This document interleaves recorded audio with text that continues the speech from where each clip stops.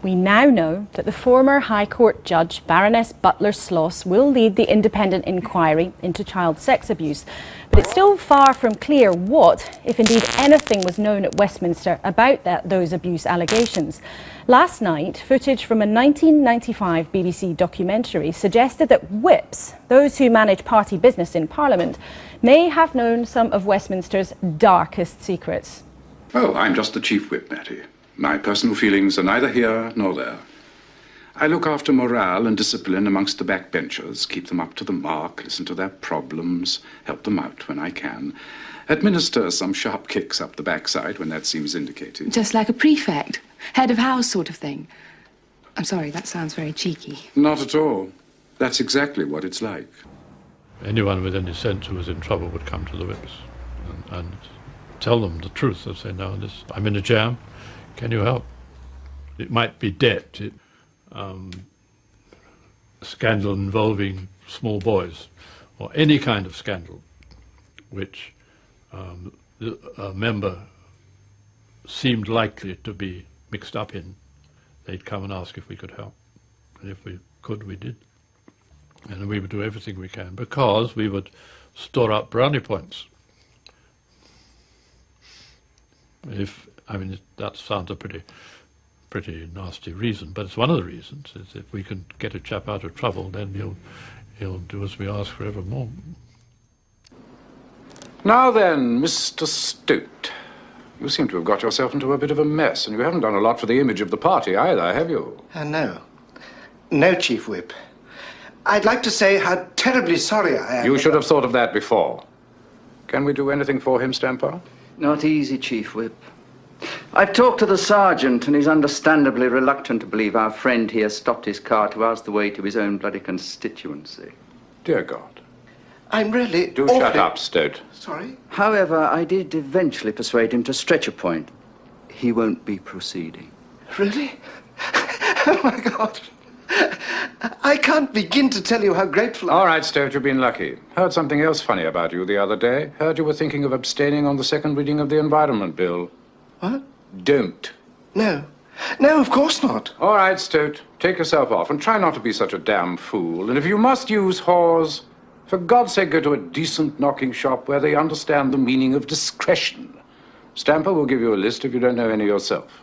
Yes, right. Thank you very much. I'm so very...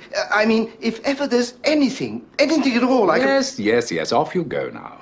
Goodbye. And, well, thanks again. What a frightful little man. Where do they find them these days? God knows. If I had a dog like that, I'd shoot it. Well, yes, quite. Right, next. Harold Earl. You got anything on him? There was a whiff of scandal about 10 years ago. Rent boy, in a train. To Red Hill, yes. Wanted to sell his story, but we bought it and hushed him up. Bit dreadfully ungentlemanly to bring that up again. And a man's private life should be a man's private life, surely. On the other hand, getting sucked off for sixpence in a second-class compartment is hardly prime ministerial behaviour. Well, yes, you have a point there. Think we still have something in the file. Let's have a look. Well, today Newsnight contacted 45 former MPs who served in the Whip's office during that time. Most did not want to go on the record about their time in the job, and no one acknowledged having heard anything similar to the allegations made in that documentary. A former Whip from the 1990s told us he'd have gone straight to the authorities if he'd been made aware of any criminal allegations. If you were one of my charges and you came to me and said to me, last night I was arrested for child abuse, I can assure you of this, I would have gone straight to my superior within the Whip's office, reported what you've told it to me, and the matter would have been taken well away from me. But the question of what the Whips knew was also raised when the Home Office's most senior civil servant, Mark Sedwill, was examined by MPs on how his department lost files containing allegations of child abuse.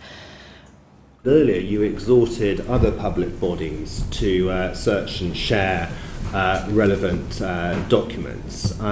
Would you include in that the Government Whip's office? I would extend this to all bodies. Well, I'm joined now by Neil Hamilton, who's now a member of UKIP, of course, but in the 1990s was a Conservative whip. Thank you for coming in. When you were a whip, what was the atmosphere like? Were the whips really all-powerful? Well, Michael Dobbs, of course, has written very successful books and a TV series alleging that we were masters of the dark arts. And to an extent, I suppose we were. Maybe there was no real-life Francis Urquhart.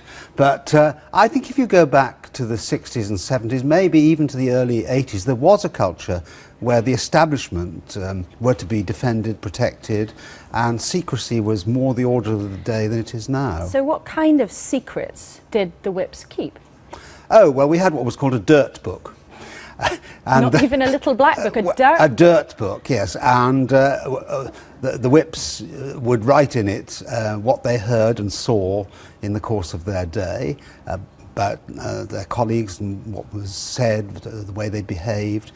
For example, to somebody in the bars who was behaving inappropriately, that would be noted, and it wouldn't just be ignored. Of course, you'd have a word with whoever might be responsible for embarrassing behaviour, which could embarrass not only himself but also the government or the party to which he belonged. I do agree with Michael Brown that if we had become aware of any serious criminal conduct, then you would have had to report that to the appropriate authorities. But I think, you know, there was, going back 30 or 40 years, much greater tolerance of what we'd now regard as highly inappropriate behaviour. Look at the Savile case or the Cyril Smith case, how the police, the establishment, politicians covered up what we now regard as much more than just disgraceful conduct, but actually a very predatory and criminal conduct. Our political editor Gary Gibbon is in Westminster now. What's the atmosphere there? Well, a certain amount of grumbling, as you were hearing there, about Baroness Butler-Sloss's appointment. You can't have a career as celebrated, as very public as hers, as long as hers, and not ruffle a few feathers. And there are some grumbles about that appointment.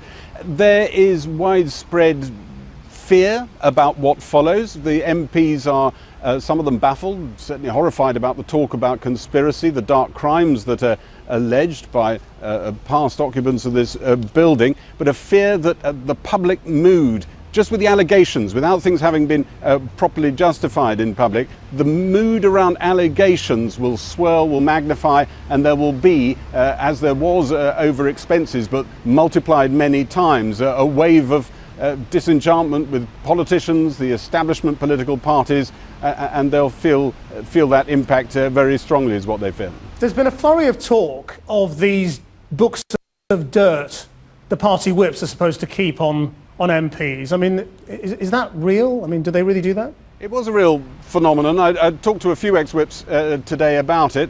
The books were about this size, bought in bulk from stationers, and the whips would write into them whether an MP looked like he might rebel, whether an MP was having a problem with their marriage, problem with their finances, that sort of thing. I'm told they never actually wrote in these books dark criminal secrets, and anything like that would be passed on in person, verbally to a whip. So these books have long since disappeared. They would have been destroyed after a parliament. Labour didn't carry on the tradition under Tony Blair. It's a habit that's died, but it is part of Westminster's past and part of this swirl of allegations.